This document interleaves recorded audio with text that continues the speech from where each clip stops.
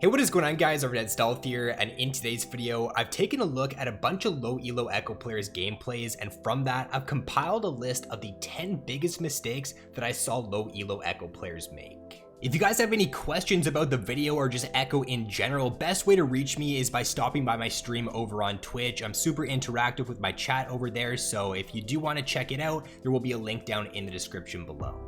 So the first big thing I noticed is that a lot of Ekko players will just mindlessly hard shove waves with Q without even thinking about the benefit of shoving or keeping the wave on their side of the lane. If you're in a ranged matchup early on or in a more difficult matchup, then shoving with Q early can put you in a really bad spot. A lot of the time the wave will get stuck in front of the enemy's tower and you'll have to overextend in lane to try and last hit. So when you're in these more difficult matchups, just let the enemy shove into you and only use your Q to last hit minions. And then vice versa, if you're in an easier early game matchup, say you're going up against a Katarina, a Veigar, or a Malzahar, you don't want to be using your Q on the wave because you can actually look to trade against those champions early on. So instead of using Q on the wave, you can just walk up to minions, last hit them, and you can use your Q, you save your Q to look to use it to trade against them early on in lane.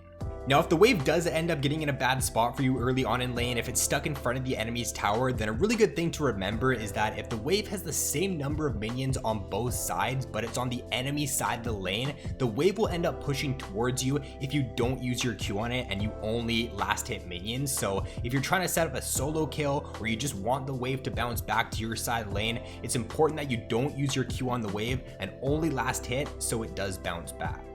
You'll see the Ekko in the background gameplay here just constantly shoving the wave when he should only last hit the minions and try to let the wave bounce back onto his side of the lane. Vlad's trying to base, so what he should try to do here is he should just leave the wave how it is, only last hit, walk up and try to stop Vlad's base with his Q, and then if Vlad does if he doesn't end up basing, then the wave's gonna start bouncing back onto Ekko's side. Vlad's gonna be in a really bad spot because he's gonna end up losing a lot of CS, but the Ekko here instead, he just constantly shoves the wave into Vlad's tower and he doesn't really gain anything. He doesn't really gain an advantage from having Vlad on this low of HP.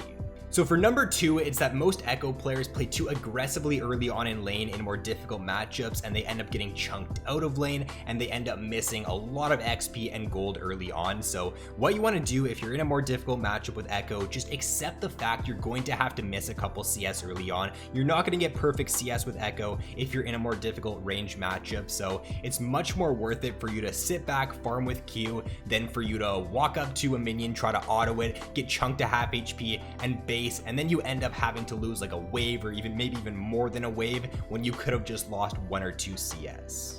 So for number 3, this is something that I didn't really see a lot of Ekko players use very effectively, and it's the EW animation cancel. Most players know the EQ animation cancel, that's just a pretty standard combo on Ekko, but the EW animation cancel, it's a really good one to know, it's a really good one to use, but most players just don't end up using it. So it's most practical in situations to where you're getting ganked early on. Say you're getting ganked by the enemy jungler. If you use this combo, then it's going to allow yourself to throw down your W without losing any time at all. So you throw down your W, you don't need to wait for that 0.25 second cast time, so you can keep walking away from the opponent or you can E away from the opponent, have your W come down, and if they try to jump onto you, you got your stun there, you got your shield, so it just makes it so that it's much easier for you to escape ganks early on.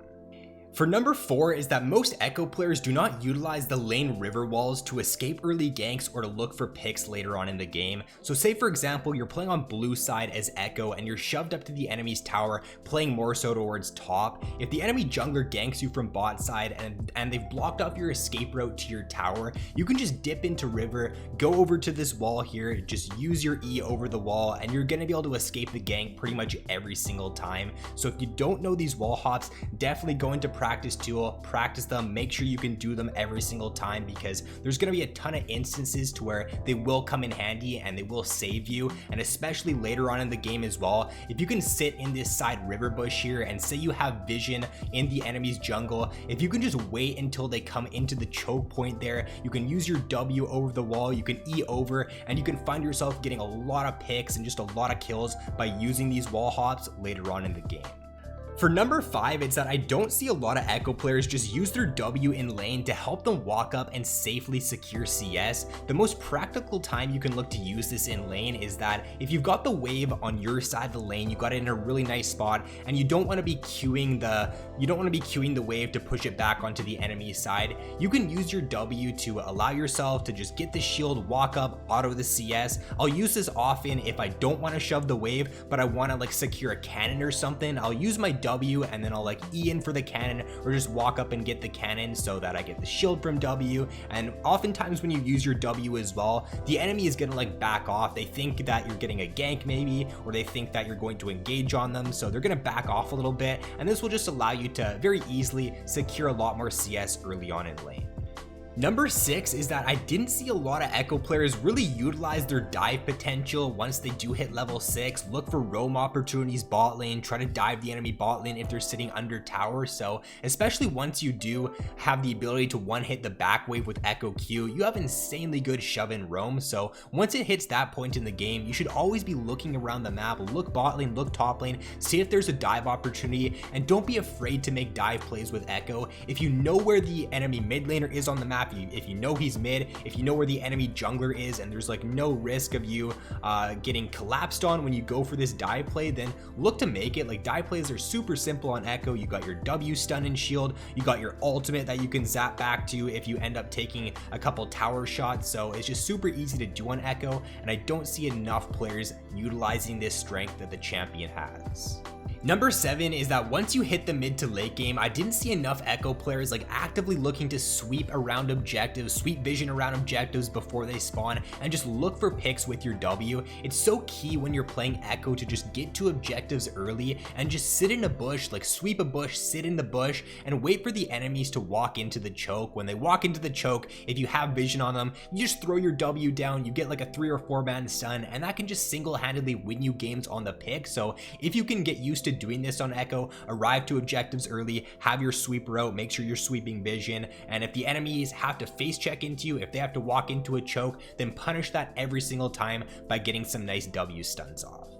For number 8, this is an itemization mistake you see a lot of low elo Ekko players make, and even like higher elo Ekko players that may not play them as often. A lot of players will buy Zhonya's third every single game instead of Rabadon's or Morello's. Zhonya's is just such a noob trap on Ekko. You'll see very few high elo Ekko players go for Zhonya's, very few one trick Ekko players go for this item because you just don't really need it. You have survivability with your ultimate. Once you hit the 3 item point in the game, your ultimate's on a very short cooldown as well. It's like around a 40 to 60 second cooldown depending on like how much CDR you have, if you have a couple cloud dragons and stuff like that. So you don't really need this extra survivability from Zhonya's. Going Rabadon's as your third item just gives you so much more one-shot potential. It allows for you to carry games extremely hard once you do hit that item spike, and it just makes it so that your solo carry potential goes through the roof on that item spike.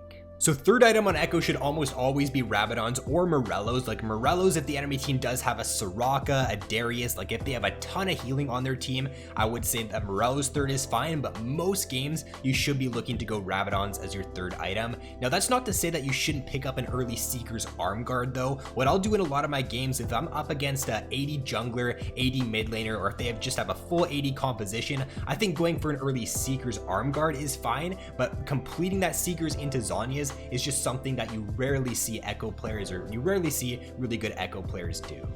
And then for number 9, another itemization mistake a lot of players make is they don't upgrade their Dark Seal to Mejai's even when they have max stacks on it. If you're unaware, Mejai's becomes gold efficient at 7 stacks. You don't even need like max stacks on your Mejai's for it to be gold efficient. And once you have 10 stacks, it's 156% gold efficient. So if you got 10 stacks on your Dark Seal and you're not upgrading to Mejai's, then you're honestly kind of trolling. And it's even more important, or it's even better in the lower elos to upgrade your Dark Seal to Mejai's, because games are a lot more fiesty a lot of the time. You're gonna find yourself getting a lot more kills, getting more stacks on your Mejai's. So if you're somebody who doesn't do this right now, then as a second, third item, then I'd definitely be looking to purchase that Mejai's there, because you're gonna find a lot of benefit from it. Only about 7% of Ekko players right now in the lower elos purchase Mejai's on this champion as their second item, so the 93% of you who aren't buying Mejai's on your Ekko, look to do this in your future games. And then for number 10 here, 50% of low elo Echo players start Doran's Ring instead of Corrupting Potion. Now I don't think this is terrible, it's not trolling or anything if you start Doran's Ring, but Corrupting Potion in most of Echo's early game matchups is just going to be better for him. His early game is pretty weak, you want to be able to sustain through the early game with the champion, so going Corrupting Potion will allow you to do that a lot better than the Doran's Ring will. Now what a lot of players do though is they start Corrupting and then they grab a Dark Seal and Doran's Ring on their first base. This is a really good strategy for Ekko, allows him to have a much better early game, allows him to get past the laning phase a lot easier. So this is something I would recommend doing. Start your Corrupting Potion, aim for 750 gold on your first base, and then pick up a Doran's Ring and Dark Seal. Alright, so that is going to be all for the video, guys. Look to implement these things I talked about in this video into your future Ekko games so that you can see a lot more success on the champion here in Season 10. If you guys enjoyed this video, then be sure to drop a like and subscribe if you have yet to already. So thanks for watching, have an awesome day, and I will see you in my next video.